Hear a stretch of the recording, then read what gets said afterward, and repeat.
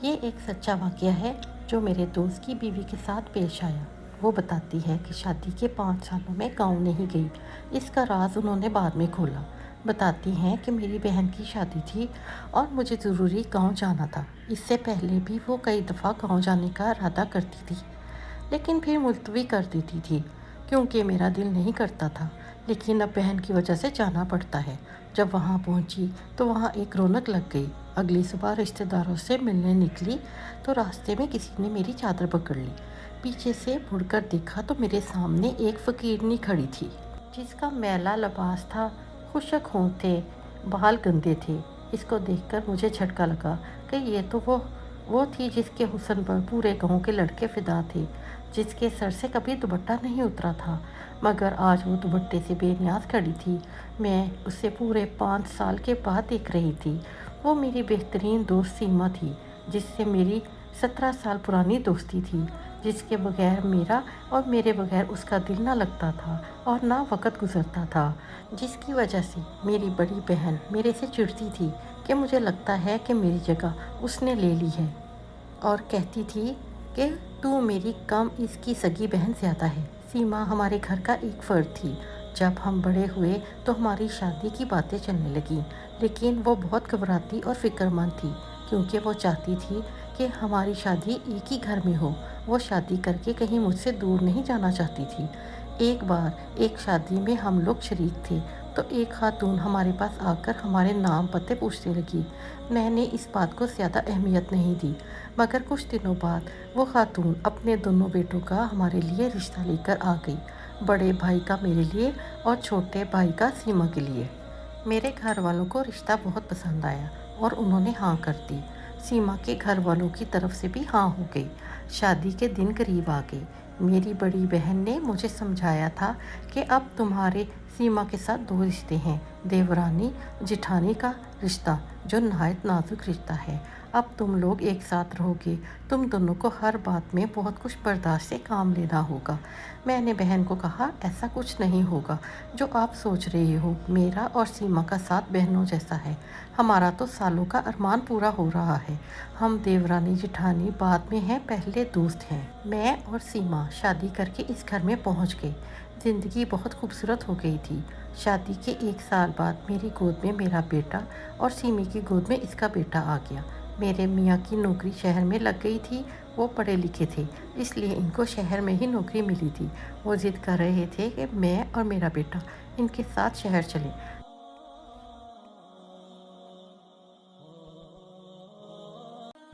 جبکہ میرا دل کسی بھی صورت شہر جانے کے لیے راضی نہیں تھا۔ آخر میرے شوہر شہر چلے گئے۔ جب وہ آتے تو خوب سارے تحفے لاتے۔ ہماری ایک بیٹی بھی ہو گئی۔ میرا بیٹا 4 سال کا ہو گیا۔ جس گھر میں ہم رہتے تھے، اس گھر کے بیچ میں ایک چھوٹی سی دیوار تھی۔ ایک حصے میں اور ایک میں سیما رہتی تھی۔ یہ حصے تو بس نام کے تھے، ورنہ ہم اکٹھے رہتے تھے۔ میں دوبارہ امید سے ہو گئی تھی، مگر سیمی کے ہاں ایک بیٹے کے بعد دوبارہ اولاد نہیں ہوئی۔ اس بات میرے شوہر نے ضد پکڑ لی کہ تم میرے ساتھ شہر چلو، یہاں اکیلی کیسے رہو گی، اور بڑے بیٹے کا داخلہ بھی اسکول میں کروانا ہے۔ ہمارے سارے سسرال والوں نے بھی کہا کہ وہ ٹھیک کہہ رہا ہے، ناشکری مت کرو۔ سب کے سمجھانے پر مجھے مجبوراً ماننا پڑا، مگر میں دل سے خوش نہیں تھی۔ کچھ وقت گزرا، میرے ہاں میرے چھوٹے بیٹے کی ولادت ہوئی۔ سرخ سفید بڑی بڑی آنکھوں والا بچہ سب کو بہت پیارا تھا۔ میرے شوہر نے کہا تم نہیں جانتی، تم نے مجھے بہت بڑا تحفہ دیا ہے۔ اس بار تیار ہو کر آؤں گا تو تم سب میرے ساتھ شہر چلنا۔ اس کو 2 مہینے بعد آنا تھا۔ شوہر کے چلے جانے کے بعد ہم سب اکٹھے بیٹھے چائے پی رہے تھے تو میرے دیور نے کہا بھابھی تم چلی جاؤ گی تو اداسی ہو جائے گی، گھر سونا ہو جائے گا۔ میں نے کہا تم بھی چلو نا۔ وہ بولا میں کیا کروں گا جا کر، مجھے کوئی کام تو آتا نہیں۔ کم از کم یہاں زمین پر کام کر کے بیوی بچوں کے لیے 2 وقت کی روٹی کما لیتا ہوں۔ سیمی بالکل سر جھکائے چپ اور گمسم بیٹھی تھی۔ میرا دل عجیب ہو گیا، مگر میں بھی مجبور تھی۔ شوہر کے ہاتھوں اور بچوں کے مستقبل کا سوال تھا۔ کچھ دنوں کے بعد میری طبیعت میں بے چینی شروع ہو گئی۔ میری طبیعت میں بوجھل پن آ گیا۔ मिजाज चिड़चिड़ा हो गया, बिला वजह बच्चों पर गुस्सा आ जाता। सबसे छोटे बेटे की तबीयत भी ख़राब थी, वो बहुत रोता था। सीमा ने कहा कि इसके पेट में दर्द है। हम दोनों इसको डॉक्टर के पास क्लिनिक ले गए। डॉक्टर ने इसको दवाइयाँ दे दी। इसको थोड़ा सा आराम आया, लेकिन रात को फिर इसने रोना शुरू कर दिया। मैं, सिमी और मेरे देवर हम सब इसको चुप कराते कराते थक गए, लेकिन वो चुप होने का नाम ही नहीं ले रहा था। समझ में नहीं आ रहा था कि ये इतना क्यों रोता है। पहले तो कभी ऐसा नहीं हुआ। वो अब कमज़ोर भी हो गया था। हम डॉक्टरों के पास लेकर जाते।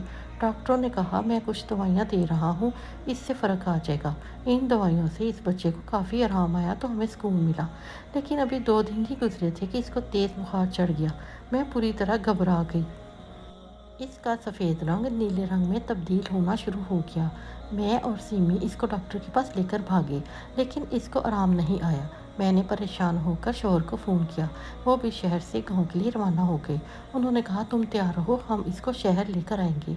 शहर इसको किसी अच्छे डॉक्टर को दिखाएंगे। मेरा रो रो के बुरा हाल था। मेरा सेहतमंद बच्चा दिनों में सूख गया था। अगली सुबह शोहर ने पहुंच जाना था, मगर जब अगली सुबह वो आए तो मेरा बेटा इस दुनिया से मुंह मोड़ के बहुत दूर जा चुका था। फजर के वक़्त इसने मेरे हाथों में दम तोड़ दिया। मैं सकते की हालत में बैठी थी। मेरे शोहर का गम से अलग बुरा हाल था। मेरे ऊपर क़यामत गुजर गई थी। इसकी मौत के 15-20 दिन तक मैं गम से नढाल बिस्तर पर पड़ी रही। मुझे शोहर बच्चों का कोई होश नहीं था। सब कुछ सिमी ने संभाला हुआ था। अभी बेटे का सदमा कम नहीं हुआ था कि मेरी अम्मी भी इस दुनिया से चली गई। मैं बिल्कुल टूट के रह गई। मेरे शोहर को दफ्तर से फ़ोन आ गया कि इनका शहर जाना ज़रूरी है। वो वापस चले गए, जबकि मेरी हालत बिस्तर से उठने वाली नहीं थी। अभी मैं दोनों गम से नढाल पड़ी हुई थी कि मेरी बेटी माहीन को तेज़ बुखार चढ़ गया। इसका बुखार बढ़ता जा रहा था। मैं बदहवास होकर रह गई। मैं अपने बेटे को खो चुकी थी। अब मुझ में मज़ीद गम उठाने की सकत नहीं थी। सीमी मेरे पास बैठी मुझे हौसला दे रही थी। कह रही थी मैं सब कुछ देख रही हूँ, तुम परेशान ना हो, ये बिल्कुल ठीक हो जाएगी। मैंने कहा मैं तुम्हारी बहुत एहसानमंद हूँ, जिस तरह तुमने मेरा और मेरे बच्चों का ख्याल रखा है। मैं इतनी कमज़ोर हो चुकी थी, मुझसे बोला भी नहीं जा रहा था, मगर सिमी मेरे और मेरे बच्चों की देखभाल कर रही थी। दिन रात वो हमारे लिए भाग भाग कर काम करती। रात को वो हमारे पास ही रहती थी। मुझे ज़बरदस्ती खाना खिलाकर दवाई देकर मेरे बच्चों को सुलाकर ही जाती थी। एक दिन आधी रात को प्यास की शिद्दत से मेरी आँख खुली, मगर मेरे अंदर इतनी हिम्मत नहीं थी कि मैं बिस्तर से उठ सकूं। मेरे कमरे का दरवाज़ा सहन में खुलता था। मेरी नज़र कमरे से बाहर गई, जहाँ मुझे किसी का साया नज़र आया। मेरे कमरे से बाहर सहन नज़र आता था। वो साया झुका मेरे सहन की मिट्टी खोद रहा था। मैं नेकनूर की और कमज़ोरी में ये सब कुछ देख रही थी, और ये सब देखते देखते मैं दोबारा सो गई। सुबह जब मेरी आँख खुली, वक्त पर निगाह पड़ते ही मैं धक से रह गई। दोपहर के 3 बजे थे। मैंने सोचा क्या मैं इतनी देर सोती रही हूँ। मैंने अपने बराबर लेटे दोनों बच्चों को देखा, जो बेखबर सो रहे थे। मेरी बेटी माहीन को अभी भी बुखार था, इसलिए सीमा ने भी मुझे नहीं जगाया। मैं उठने की कोशिश करने लगी तो अचानक करीब से किसी के रोने की आवाज़ से मैं घबरा गई। मैंने सोचा ये तो सीमा की आवाज़ है। मैं दीवार का सहारा लेते आहिस्ता आहिस्ता कदमों के साथ उठी। सीमा अपने बच्चे को गोद में लिए हुए पूरी तरह बेबसी से रो रही थी। इसके बेटे के हाथ पांव मुड़े हुए थे और इसकी सांसें बहुत तेज़ चल रही थी। मैं इसकी हालत देखकर डर गई। मैंने कहा क्या हो गया सीमी? मेरे देवर ने गमगीन आवाज़ में कहा। पता नहीं भाभी क्या हो गया। सुबह उठते ही ये आपके कमरे में आया, बच्चों के साथ खेल सके, मगर आप सब सो रहे थे। ये बाहर जाकर बच्चों के साथ खेलने लगा। खेलते खेलते अचानक बेहोश हो गया। डॉक्टर को अभी दिखाकर लाए हैं। अचानक ये हालत कैसे हो गई? सीमी की हालत बहुत अबतर थी, क्योंकि वो इसका इकलौता बेटा था और इसकी अपने बेटे में जान बसी हुई थी। मैंने कहा तुम लोग परेशान ना हो, मैं उनसे बात करती हूँ। मैंने अपने शोहर का नाम लिया। तुम दोनों इसको लेकर शहर निकलो, वो किसी अच्छे डॉक्टर को दिखाओ। अंदर से मैं भी डर गई थी। मैं नहीं चाहती थी कि सिमी किसी ऐसे कर्ब से गुजरे जिससे मैं गुजरी हूँ। अगली सुबह बस की टिकट हो गई थी। मैं अपनी ख़राब तबीयत के साथ, दुखते बदन और चक्कर आते के साथ साथ अपने बच्चों और सिमी को संभाल रही थी, मगर अगली सुबह चाहते कि नौबत ही ना आई। रात को इसके बेटे ने दम तोड़ दिया। मैं वहशत भरी नज़रों से सिमी को बयान करते देख रही थी और खौफसदा बैठी थी कि क्या हमारे बच्चों को किसी की नज़र लग गई है। जब इसके बेटे का जनाजा उठा तो सिमी गश खाकर गिर गई। मेरे शोहर भी आ चुके थे। मेरे घर का हर शख्स टूट सा गया था। اب مجھے اپنے دونوں بچوں کی زیادہ فکر ہو رہی تھی۔ مجھ میں اب کسی غم کو اٹھانے کی برداشت نہیں تھی۔ میرے شوہر اور دیور شاہ صاحب کو لے کر ہمارے گھر آ گئے۔ میں نے جلدی سے دوپٹہ لے کر نقاب کر لیا۔ وہ تعزیت کے لیے آئے تھے۔ شاہ صاحب ہمارے گاؤں کی مسجد کے بڑے تھے اور ساتھ ہی ان کا حجرہ تھا۔ جمعرات کو مسجد میں بیان کرتے تھے۔ نورانی چہرے والے بہت پرہیزگار اور نیک بزرگ تھے۔ ان کے الفاظ میں ایسا کیا جادو تھا کہ سامنے والا ان کا گرویدہ ہو جاتا۔ اب بھی وہ تعزیت کے لیے آئے تھے تو اپنے مخصوص انداز میں نرم لہجے میں بات کر رہے تھے کہ اچانک بات کرتے کرتے رک گئے۔ پھر وہ جیسے ہواؤں میں کچھ سونگنے لگے اور ادھر ادھر دیکھتے ہوئے بولے، پتہ نہیں کیوں مجھے تمہاری فضا میں شیطانی بو محسوس ہو رہی ہے۔ پھر وہ میرے حصے کی طرف جانے لگے۔ وہاں پہنچ کر وہ میرے کمرے کے باہر صحن میں بنے کچے فرش کے پاس ٹھہر گئی۔ پھر اس جگہ رک کر غور سے اس مٹی کو دیکھنے لگے۔ میں ان سے دور کھڑی سب کچھ دیکھ رہی تھی۔ انہوں نے میرے شوہر سے کہا، یہاں سے مٹی ہٹاؤ۔ میرے شوہر مٹی ہٹانے لگے کہ اچانک زمین کے اندر سے جو چیزیں نکلی، انہیں دیکھ کر میں چکرا گئی۔ مٹی کا ایک پتلا تھا۔ اس پتلے کے ساتھ ایک پرچی تھی جس پر کچھ لکیریں بنی ہوئی تھی۔ اس پرچی پر ماہین کا نام لکھا ہوا تھا اور اس پر کراس کا نشان تھا۔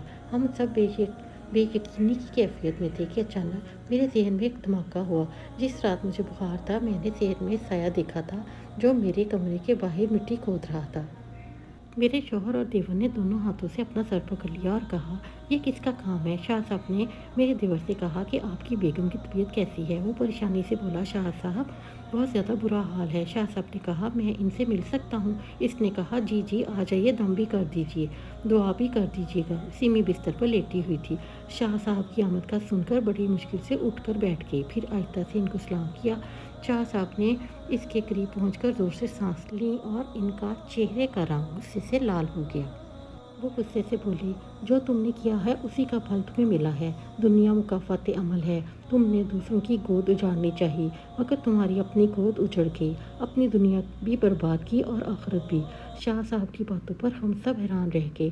اچانک سیمی اونچا اونچا رونا شروع ہو گئی اور پھر اسے ایک دم سے دورہ پڑ گیا۔ وہ چلاتے ہوئے بولی، میں کیا کرتی؟ میرے ساتھ ہی ایسا کیوں ہوتا ہے؟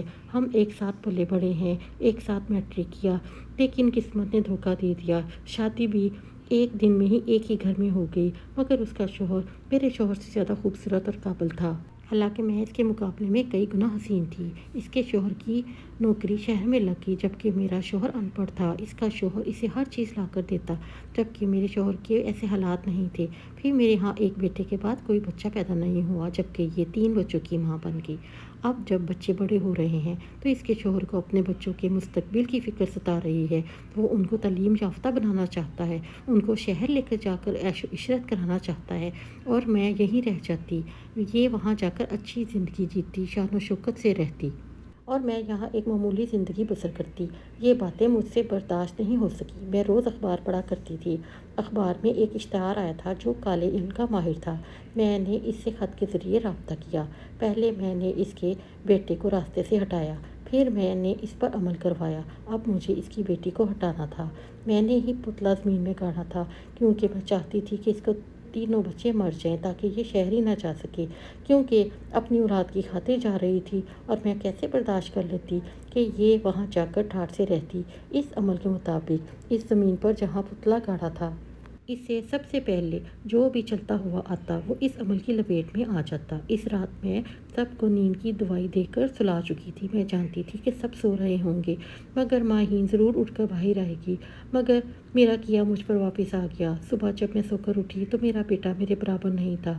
میں گھبرا کر اس کو دیکھنے گئی تو وہ اس کے کمرے سے واپس آ رہا تھا، یہ کہتے ہوئے کہ چاچی اور سب سو رہے ہیں۔ میں نے اس کو آتا دیکھ کر دل پکڑ لیا اور پھر مجھے پھل مل گیا۔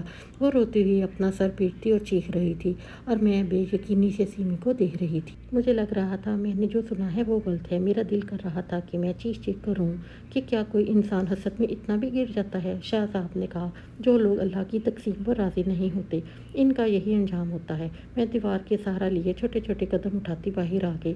मेरे देवर ने नफरत से चीख के बीवी को कहा, मैं सोच भी नहीं सकता था तुम इतनी घटिया हो।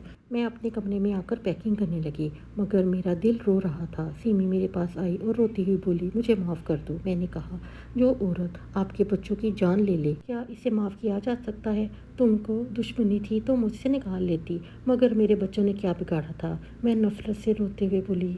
सिमी बोली, मुझे दुश्मनी नहीं थी, पता नहीं मुझे क्या हो गया था। मुझसे बर्दाश्त नहीं हो रहा था। मुझसे बर्दाश्त नहीं हो रहा था कि तुम्हारे पास कुछ अच्छा हो। मैंने कहा, मैं तुम्हें कुछ भी नहीं बोलूँगी, क्योंकि मैं जान गई हूँ कि अल्लाह का बदल बेहतरीन है। मुझे तुमसे कुछ नहीं कहना। मैं इसको देख के बगैर अपने शौहर और बच्चों के साथ घर से बाहर निकली, बल्कि इसकी दुनिया से ही निकल गई। मेरे देवर ने इसको तलाक दे दी। अपने बेटे की मौत और फिर तलाक के बाद इसका दिमागी तवाज़ुन उल्ट गया। अब वो गांव की गलियों में बिखरे बालों से बदहाल फिरती है। मैं दोबारा पलट कर गाँव नहीं गई, लेकिन अब 5 सालों बाद जब वापस गई तो इसने मेरी चादर को पकड़ लिया, मगर मैं अपनी चादर इसके हाथों से छुड़ाकर इसको नज़रअंदाज करती आगे बढ़ गई।